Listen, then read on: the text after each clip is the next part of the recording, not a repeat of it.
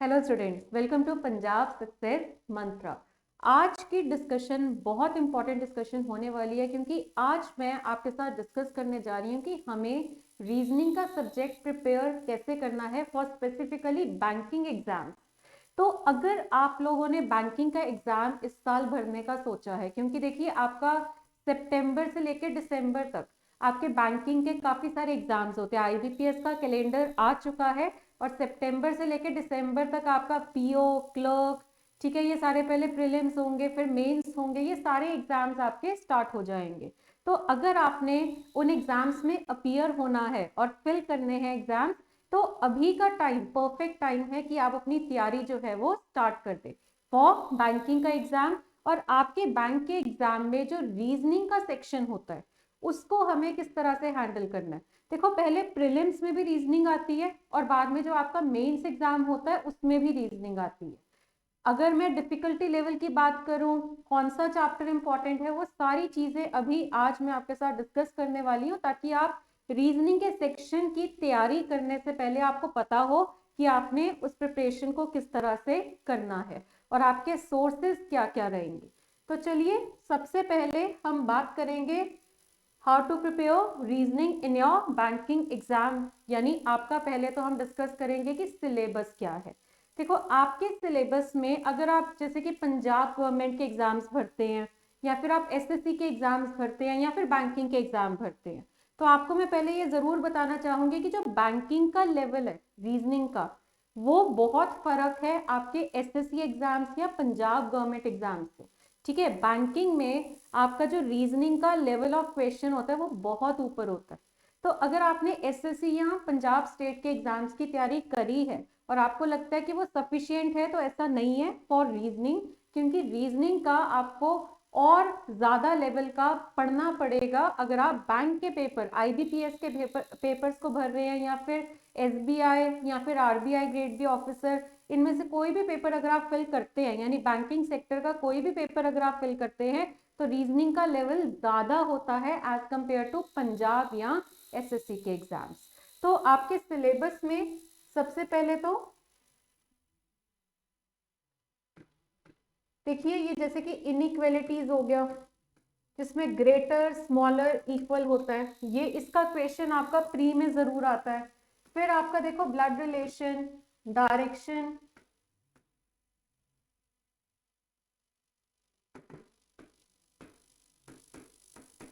ठीक है, उसके बाद आपका कोडिंग डिकोडिंग,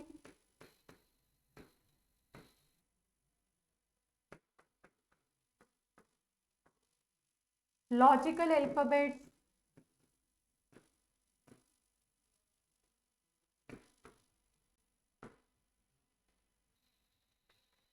देन आपका रैंकिंग,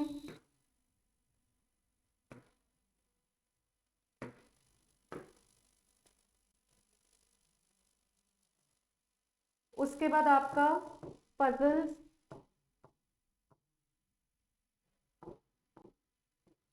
सिटिंग अरेंजमेंट,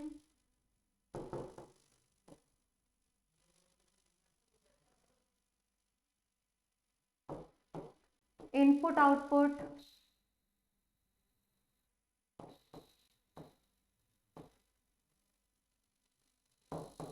सिलोगिज्म,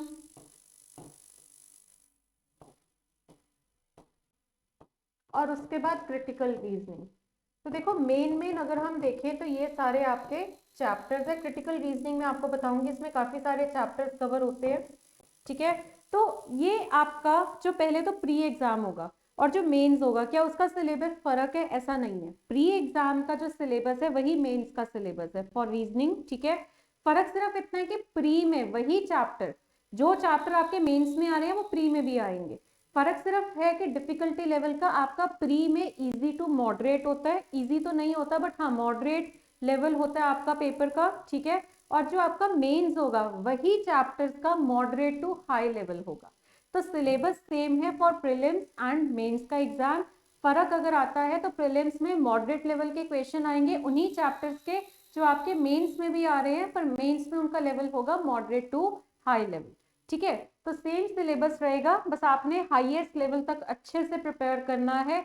और इनमें सबसे अगर मैं पूछूं कि इम्पोर्टेंट कौन सा है, इनमें इम्पोर्टेंट चैप्टर्स है आपके पजल्स और सिटिंग, क्योंकि आपका पेपर जो है उसमें रीजनिंग के मान लो 60 क्वेश्चन आ रहे हैं, तो 60 में से 40 क्वेश्चन आपके सिटिंग और पजल के होंगे, यानी आधे से ज्यादा क्वेश्चंस जो हैं वो आपके सिटिंग अरेंजमेंट्स और पजल्स के होते हैं। तो रीजनिंग का सिलेबस तो आपने करना ही है, पर इन दो चैप्टर्स की सबसे ज्यादा आप प्रैक्टिस करेंगे अगर आप बैंकिंग के पेपर में अपीयर हो रहे हैं। ठीक है, तो ये सारे मतलब अगर मैं गिनती में बोलूं तो गिनती में बैंकिंग के सिलेबस में आपके नंबर ऑफ चैप्टर्स कम है, पर फिर भी आपको उस चैप्टर को हाईएस्ट लेवल तक प्रिपेयर करना है। हर इस चैप्टर को आपको हाईएस्ट लेवल तक प्रिपेयर करना है, क्योंकि यही आपके एग्जाम का लेवल है। और क्रिटिकल रीजनिंग में क्या आते हैं, जैसे कि आपके अजम्पशंस होते हैं, कंक्लूजन्स होते हैं, course of action, cause and effect, arguments, ठीक है, फिर आपके डिसीजन मेकिंग, ये सारी चीजें जो आपको सोच के सॉल्व करनी है, जहाँ पे कोई फॉर्मूला, कोई ट्रिक, कोई शॉर्टकट नहीं लगेगा, जहाँ पे आपका ओपिनियन, आपकी जजमेंट, आपकी जस्टिफिकेशन, इन चीजों से आपने सवाल को सॉल्व करना होगा, वो सारा आपका क्रिटिकल रीजनिंग में कवर होता है। तो ये है आपका सिलेबस।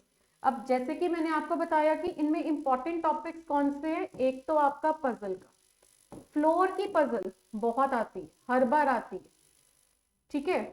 फिर आपका सिटिंग अरेंजमेंट,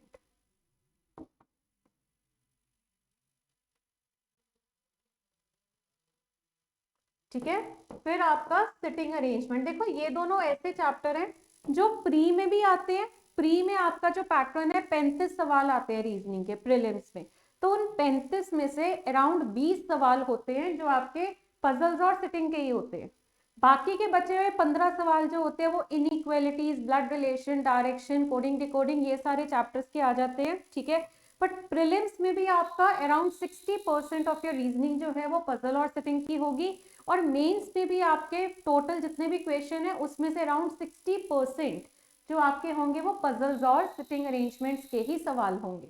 बस वही फर्क आ जाता है डिफिकल्टी लेवल का, मेंस की पजल थोड़ी ज्यादा खतरनाक होगी एज कंपेयर टू आपके प्रीलिम से। पर अगर आप कंपेयर करते हैं एसएससी या फिर पंजाब स्टेट के लेवल की जो पजल होती है, तो उससे तो बहुत ऊपर है बैंकिंग का लेवल, ठीक है। तो ये आपके इंपॉर्टेंट टॉपिक्स हैं। इसके अलावा अगर मैं मेंस की बात करूं, जो टॉपिक सिर्फ मेंस में आते हैं वो आपका है, एक तो इनपुट आउटपुट, ये आपको मेंस में 100% मिलेगा, और दूसरा आपका क्रिटिकल रीजनिंग जो मैं अभी आपको बता रही थी ओपिनियन वाले, तो आपको मेंस में सिटिंग और पजल के अलावा 5 सवाल इनपुट आउटपुट के पक्का होते हैं, और बाकी आपके अराउंड 10 से 12 आपके क्रिटिकल रीजनिंग के पक्का होते हैं। तो ओवरऑल अगर हम बात करते हैं तो आपके इंपॉर्टेंट चैप्टर्स हैं ये चार, आपकी पूरी रीजनिंग के इंपॉर्टेंट चैप्टर्स हैं ये चार। तो एक बार जब आपका सिलेबस पूरा हो जाता है उसके बाद आपने इन चैप्टर्स की थोड़ी एक्स्ट्रा प्रैक्टिस करनी है, ठीक है। ब्लड रिलेशन, डायरेक्शन तो एक बार करके हो ही जाता है, ठीक है। उसके बाद हमें वैसे और क्या क्या करना है वो भी मैं अभी आपको बताऊंगी, पर अभी तक की डिस्कशन जो हमारी है वो टॉपिक्स के ऊपर है, ठीक है। अब इसके बाद हमें प्रिपेयर कैसे करना है, देखो सबसे पहले प्रीवियस पेपर सॉल्व करना मस्ट है, ताकि आप समझ सको कि किस तरह का लेवल चल रहा है। देखो बैंकिंग के पेपर में ना ऐसा नहीं होता, क्योंकि आप जब पंजाब की तैयारी करते हैं या एसएससी की तैयारी करते हैं, आप प्रीवियस ईयर पेपर इस मोटिव से करते हो कि आपका क्वेश्चन शायद से रिपीट हो जाए। बैंकिंग में ऐसा नहीं होता कि क्वेश्चन रिपीट हो, फिर भी हमें प्रीवियस पेपर करने हैं ये देखने के लिए कि जो लास्ट प्रीवियस पेपर का लेवल होगा उससे थोड़ा सा ऊपर होगा, तो किस लेवल से थोड़ा ऊपर होगा वो जानने के लिए आपको प्रीवियस पेपर करने हैं। बाकी टाइप ऑफ क्वेश्चन तो काफी सिमिलर होती है, ठीक है, बट हर साल बैंकिंग में जो आपका रीजनिंग का डिफिकल्टी लेवल है वो थोड़ा थोड़ा बढ़ता रहता है, और पिछला क्वेश्चन कभी भी रिपीट नहीं होता है। आपने प्रीवियस पेपर सिर्फ ये देखने के लिए सॉल्व करना है कि आपको किस लेवल के पास आना है, ठीक है, क्योंकि जो प्रीवियस पेपर का लेवल होगा उससे थोड़ा सा ऊपर ही आपका पेपर का इस बार का लेवल होगा। तो आपने प्रीवियस पेपर सॉल्व करने और रीसेंट प्रीवियस पेपर, पुराने वाले नहीं रीसेंट वाले, ठीक है। एसएससी में तो आप शुरू हो जाते हैं 10-10 साल पुराने पेपर उठा के, बट बैंकिंग में ऐसा नहीं है, प्रीवियस पेपर सॉल्व करने हैं तो रीसेंट वाले, अभी जो लास्ट हुआ है, लास्ट के अभी जो 2-3 सालों में पेपर हुए हैं वो उठाइए, ठीक है। मॉक टेस्ट सबसे ज्यादा जरूरी है। अगर आप बैंक के पेपर की तैयारी कर रहे हैं तो मॉक टेस्ट करने सबसे ज्यादा जरूरी है। कम से कम एटलीस्ट 50 to 80 मॉक टेस्ट आपके पेपर से पहले हो रखे होने चाहिए। और देखो मॉक टेस्ट का भी तरीका होता है, वैसे तो आप करते रहो ठीक है, पर जब आपका पेपर है, पेपर से पिछले 30 दिनों में आप जितने मॉक टेस्ट कर सकते हो, दिन में 1 या 2 आपने करने हैं, क्योंकि पेपर से पिछले 30 दिनों में जो आप मॉक टेस्ट करते हो उसका सबसे ज्यादा असर पड़ता है आपके स्कोर्स के ऊपर। ठीक है, ये नहीं कि आपका पेपर जो आ रहा है उसके पिछले दिनों में आपने मॉक टेस्ट किए नहीं, उससे 2-3 महीने पहले कर रहे थे मॉक टेस्ट, उसका कोई असर नहीं होगा। आपने पेपर जब आ रहा है, आपकी एग्जाम डेट मान लीजिए 1 अप्रैल है, तो आपने 1 अप्रैल से पिछला जो मार्च का महीना है, मार्च के महीने में कम से कम 30 मॉक टेस्ट तो आपने सॉल्व करने हैं, डेली कम से कम 1 मॉक टेस्ट तो आप करेंगे। ठीक है, तो मॉक टेस्ट बहुत जरूरी है ये जानने के लिए कि लेवल कैसा होगा।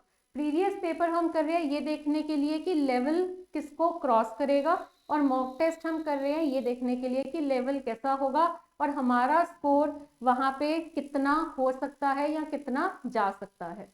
तो प्रीवियस पेपर और मॉक टेस्ट तो जरूरी है।